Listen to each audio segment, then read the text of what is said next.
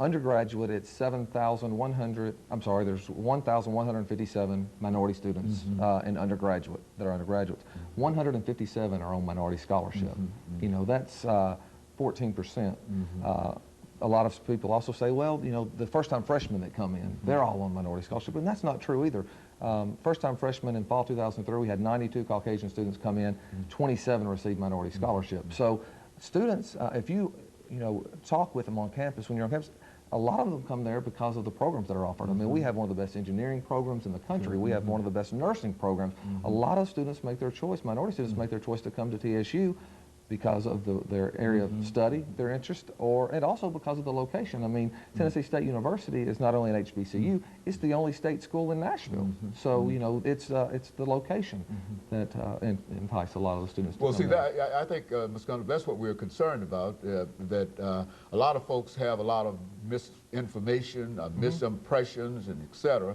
But of course, they can't get a different impression unless the person who has the real knowledge and the information, like yourself, will come to us and talk about it, you see. And so I think that's why we want you to give us that kind of information. Exactly. Or any other kind of information you think that might enhance what we're talking about within that. Well, thank you.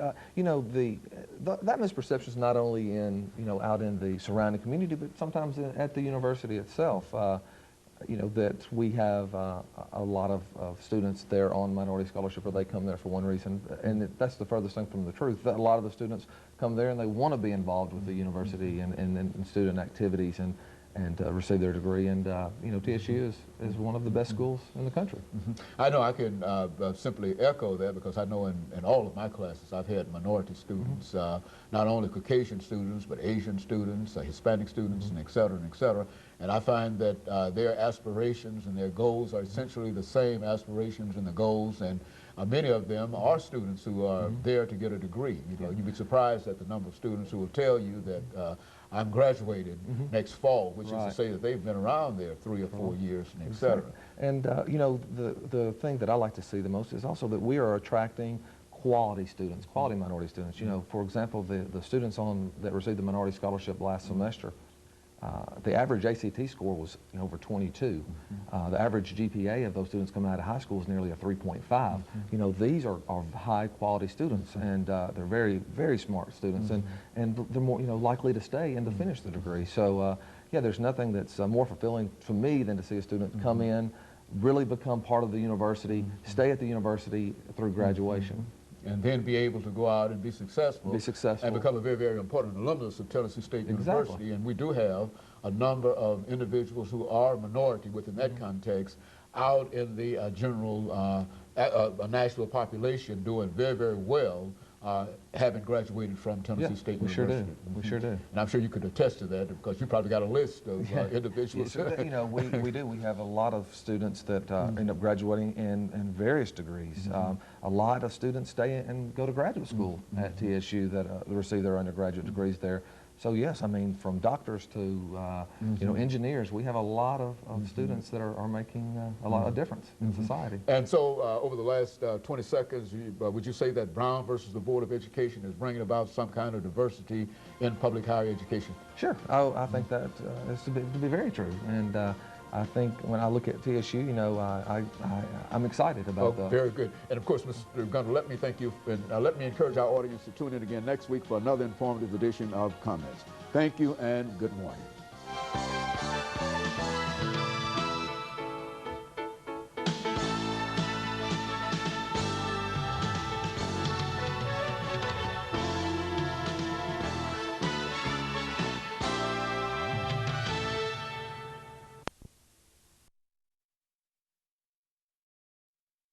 And we're fortunate to have with us to talk about religion and health, Dr. CPoe, a psychiatrist in Nashville, Tennessee.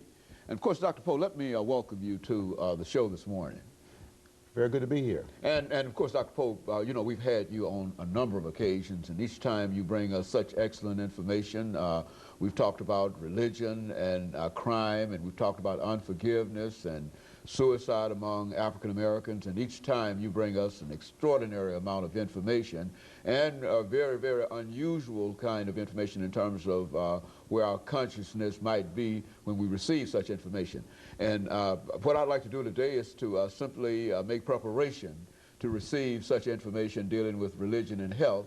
But before we get into that, let's have you to give us some information about your background, your education, so that those who might not have seen the many shows that we've had an opportunity to do with you, so that they'll know from what perspective you're coming from, and so that they will be able to better understand your information. Let's do it from that perspective. I'm a Christian psychiatrist in practice, private practice here in Nashville, Tennessee. I'm also a minister of the gospel, and I'm a former pastor of 2 churches here in Nashville.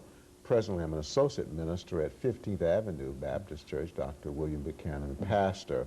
I'm also involved in forgiveness ministry, and I have a radio program, as a matter of fact, in a local, at WNSG, 1240 a.m. on Forgiveness Works. At least the title of the program is Forgiveness Works.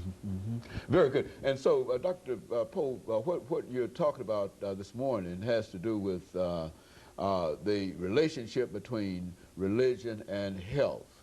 Now, exactly how do you develop such a relationship? I mean, how do you start a topic such as this, religion and health? Well, I think we need to start with a definition of religion. Religion is essentially one's relationship with God, and usually that's expressed in a particular way. For example, Catholics, persons who are Catholic, express their relationship with God through attending Mass, and they follow certain other rituals. Persons who are Baptists follow certain unique rituals unique to the Baptist Church, and so on. So religion is an expression of one's relationship with God as manifested in a certain religious traditional kinds of rituals, in certain rituals. Very good. And but now, when you bring health into this, you're indicating that the religion that you practice will have something to do with your bodily health. Yes. Is that a relation? Is that what we're talking about? Very much so.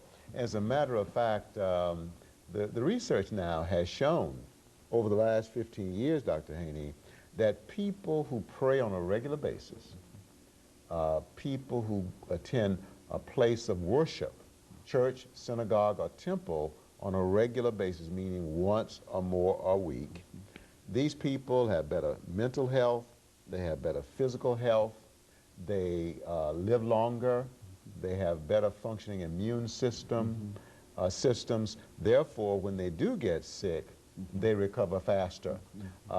So we know now, based on many studies, as a matter of fact, in the last century, there was a total of about 1,200 studies done in the area of religion and health, and about 79% of them affirm that religion, people who are religious, have better mental and physical health.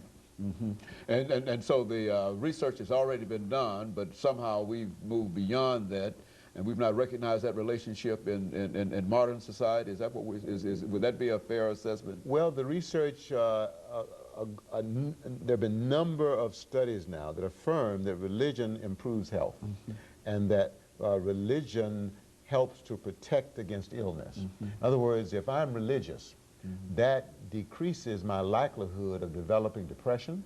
It decreases my likelihood of developing cancer, diabetes, hypertension, heart disease. It extends my lifespan. It improves the quality of my life.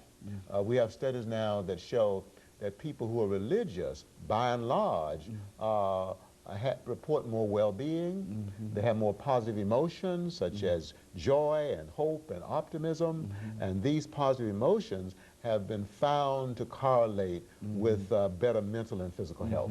Okay, Dr. Poe, well, what we're going to do, and it seems that we're ready for our first commercial break already, but what we'd like to do is to get the source of this. I mean, certainly religion has all of these positive things that you're saying, but now what are some of the things, some of the sources of all of these positive developments between religion and health? And that's what we want to do when we come back for our second commercial break to talk about the relationship between religion and health. Talking to Dr. Cupid Poe,